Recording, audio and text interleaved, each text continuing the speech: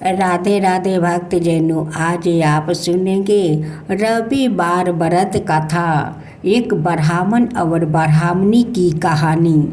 किसी गांव में ब्राह्मण और ब्राह्मणी रहते थे। उनकी 5 बेटी थी। वो ब्राह्मण देव बहुत गरीब थे।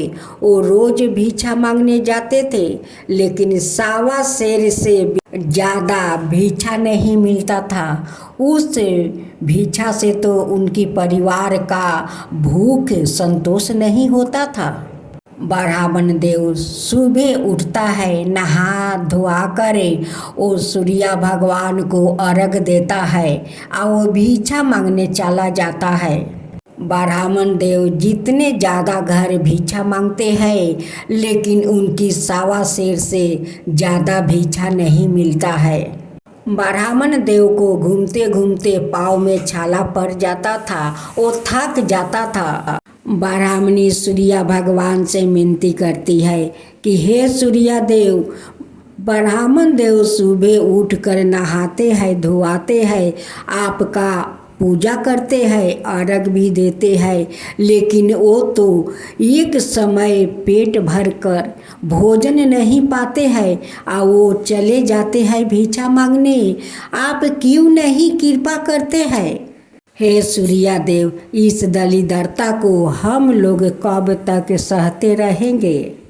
एक दिन ब्राह्मण देव ब्राह्मणी से कहते हैं कि देखो, हम जो भिक्षा मांग कर लाता हूँ, हम लोग के 5 बेटी वो खा लेती है, लेकिन हम दोनों पानी पीकर सो जाते हैं। देखो, आज मैं भिक्षा मांग कर आऊँगा। जब 5 बेटी रात को सो जाएगी, तब तुम उठ कर रोटी बनाओगी और हम लोग दोनों पेट भर के भोजन करूँगा। उसमें से एक बेटी सुन लेती है और जाकर 4 बहन से कहती है कि आज तो पिताजी भिक्षा मांगने जाएंगे, लेकिन आएंगे तो हम लोग का रात में भोजन नहीं मिलेगा। जब हम लोग 5 बहनें सो जाएंगे, तभी माता बनाएगी और माता पिता दोनों रात को भोजन करेंगे। इस बात को सुनकर 5 बहनें ने कोई बेलन लेकर सोती है, तो कोई तावा लेकर सोती है, कोई चालन लेकर सोती है, कोई थाला लेकर सोती है। जब ब्राह्मणी रात को उठती है तो वो बर्तन खोजती है। कहती है कि गमला तो नहीं मिल रहा है। एक बेटी कहती है कि माँ, मेरे पास गमला है। फिर चालन खोजती है। फिर दूसरा बेटी कहती है कि माँ, चालन मेरे पास है। फिर तावा खोजती है। फिर तीसरी बेटी कहती है कि माँ, तावा तो मेरे पास है। फिर बेलन खोजती है। फिर चौथी बेटी कहती है कि माँ, बेलन मेरे पास है। सलाई खोजती है। 5वां बेटी कहती है कि माँ, सलाई तो मेरे पास है। ऐसे करते करते 5 बेटी उठ जाती है। अब ब्राह्मणी रोटी बनाती है और उस रोटी से सब का टुकड़ा टुकड़ा करके भाग लगता है। फिर ब्राह्मण देव को पेट नहीं भरा, ब्राह्मणी को भी नहीं भरा। दोनों पानी पीकर सो जाते हैं। जब सुबह हुआ तो ब्राह्मण देव उठते हैं, नहा धोआ कर सूर्य भगवान को पूजा करते हैं, अर्घ देते हैं। 5 बेटी को बुलाकर ब्राह्मण देव पूछते हैं कि बेटी, तुम लोग किसके भाग से खा रही हो? उसमें से 3 बेटी बोलती है कि पिताजी, आपके भाग से हम लोग खा रहे हैं। 2 बेटी बोलती है कि पिताजी, हम लोग के अपना भागे से खा रहे हैं। ये बात सुनकर ब्राह्मण देव बहुत क्रोध होते हैं। कहते हैं कि सारा दिन भिक्षा मैं मांग कर ले आता हूँ, पैर में छाला पड़ जाता है। और ये 2 बेटी कहती है कि मैं अपना भागे से खाता हूँ। तब ब्राह्मण देव सोचने लगा कि इस दोनों बेटी को कहीं जंगल में ले जाकर छोड़ आता हूँ। तब देखता हूँ कि ये दोनों अपने भागे से कैसे भोजन कर लेती है। एक दिन ब्राह्मण देव दोनों बेटी से कहते हैं कि बेटी, चलो मामा का घर, बहुत दिन हो गया, चलो मामा से भेंट करके आते हैं।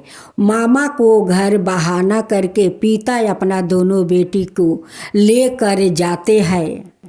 चलते चलते शाम हो गया। अब ब्राह्मण देव दोनों बेटी को लेकर एक जंगल में पहुंच गया और दोनों बेटी से कहने लगे कि देखो बेटी, इस गाछ के पास बैठो, उस गाछ का बाहर में तुम्हारा मामा का घर है, मैं तुम्हारा मामा को बुला कर लाता हूँ। तो मामा हम सब इनको सम्मान से अपना साथ बुला कर घर ले जाएंगे। ब्राह्मण देव के दोनों बेटी उसी गाछ के पास बैठी है। देखते देखते शाम हो रहा था, अंधकार छा रहा था। अब दोनों लड़की डरने लगी, कहने लगी कि पिताजी गए हैं मामा का घर, अभी तक तो लौट कर नहीं आया, अंधकार हो रहा है, अगर इस जंगल में अगर कोई जानवर होगा तो हम लोग के तो आज खाई जाएगा। छोटी बहन का जब डर लगने लगा तो वो सूर्य भगवान को हाथ जोड़कर वो गुहार कर रही थी कि हे सूर्य देवता, पिताजी तो आपका पूजा पाठ करते हैं, आप ही हम दोनों बहन के रक्षा कीजिए। हे सूर्य भगवान, आप ही रक्षा कीजिए। इस जंगल में तो पिताजी छोड़कर मामा का घर गया है, अभी तक पिताजी लौट कर नहीं आए, अब आप ही रक्षा करेंगे, आप ही पर भरोसा है हे सूर्य देव। देखते देखते बहुत रात हो गया, लेकिन पिताजी तो आए नहीं। उस जंगल में दो बानर था। उस दोनों बानर किसी दिन राजा का राजकुमार पुत्रा था। वहाँ पर राजमहल था। किसी ऋषि के श्राप के कारण वो महल जंगल में बदल गया और दोनों राजकुमार बांदर का रूप में बदल गया। जब ब्राह्मण का दोनों बेटी का आँख खुला तो सामने दो बांदर को देखकर डर जाती है। बांदर महाराज कहते हैं कि देखो, तुम लोग डरो मत, हम लोग तुम दोनों को कुछ नहीं करेंगे। तुम लोग बताओ कि इतना रात का इस जंगल में अकेली क्यों बैठी हो, क्या कर रही हो, कहाँ तुम लोग का घर है और कैसे इस जंगल में पहुँची।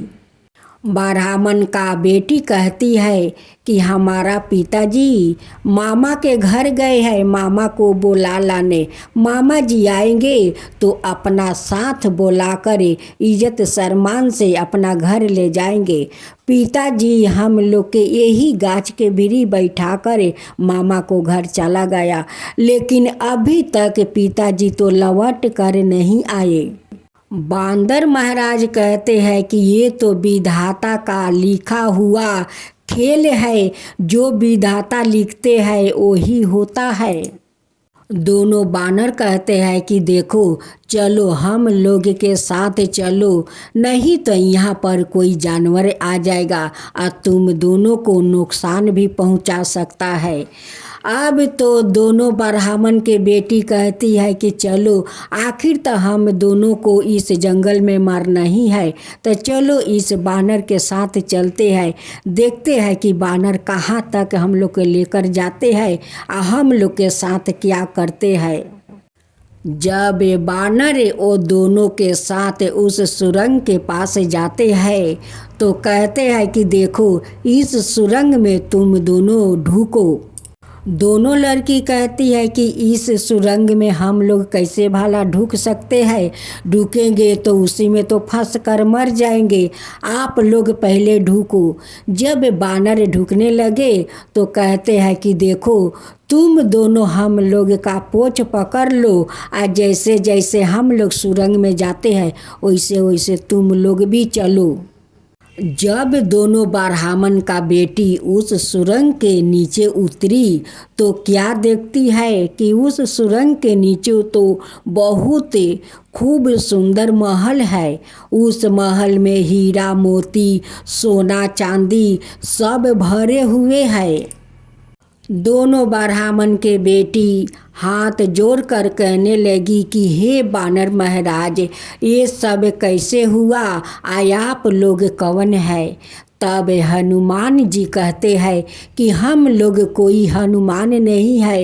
एक जमाना में हम लोग राजा का पुत्रा राजकुमार थे।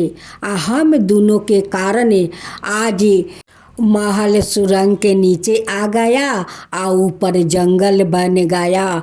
हम दोनों राजकुमार से बांदर हो गया। फिर ब्राह्मण के बेटी कहती है कि आप लोग इस रूप में कैसे हो गया? आप लोग का साथ क्या हुआ था?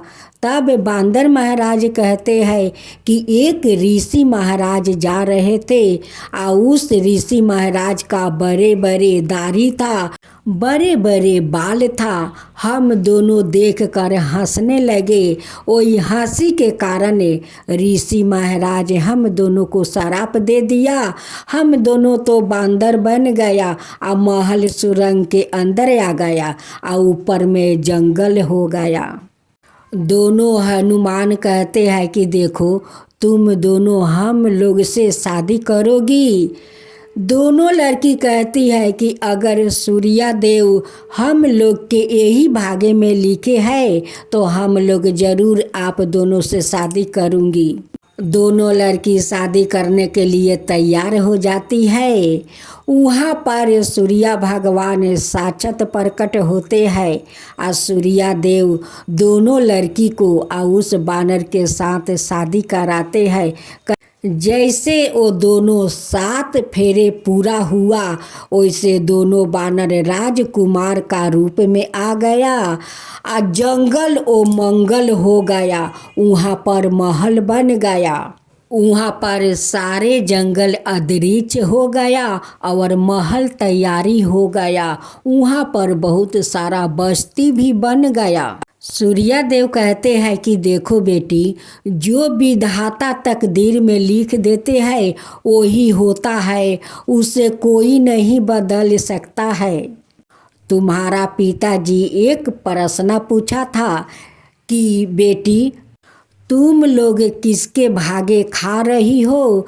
3 बहन तो बोली कि पिताजी आपके भाग से खा रहा हूँ, लेकिन तुम दोनों सत्य बोली है, पिताजी हम लोग अपने भागे से खा रहा हूँ। तो बेटी, तुम ये बात सत्य बोल रही हो। सब लोग के लिए अपने अपने भागे से आहार घर में आता है और सब लोग के खाने के लिए मिलता है। जो भगवान जिसका तकदीर में जितना आहार लिख दिया है, उसका तकदीर में उतना ही आहार जाता है। जो तुम्हारा पिताजी वो दक्षिणा मांगने जाते हैं या जितना दक्षिणा मिलते हैं उतना ही विधाता उनकी तकदीर में लिख दिया है, उतना ही मिलता है, उससे ज़्यादा नहीं मिलता है। क्योंकि उनकी भाग्य में 1.25 शेर ही दक्षिणा लिखा था, उससे नहीं ज़्यादा, उससे नहीं कम। सूर्य भगवान तो चारों को अपना आशीर्वाद देकर अंतर ध्यान हो जाते हैं। कुछ दिन का बाद ब्राह्मण देव को याद आया कि मैं तो दोनों बेटी को उस जंगल में छोड़कर आया हूँ। चलो चल कर देखता हूँ कि अब तक तो वो दोनों को जानवर खाकर ख़त्म कर चुका होगा। उस जंगल में भला कोई जानवर से बच सकता है? वो दोनों को लगता है वो जानवर साफ कर चुका है। जब ब्राह्मण देव वहाँ पर आकर उस जंगल को खोजते हैं तो जंगल तो नहीं है, वहाँ पर तो महल ही महल है।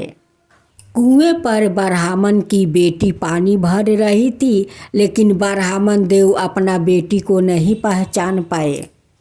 ब्राह्मण देव उससे पूछते हैं कि यहाँ पर तो जंगल था, ये महल कैसे हो गया? पिताजी तो अपना बेटी को नहीं पहचाने, लेकिन बेटी पहचान गई।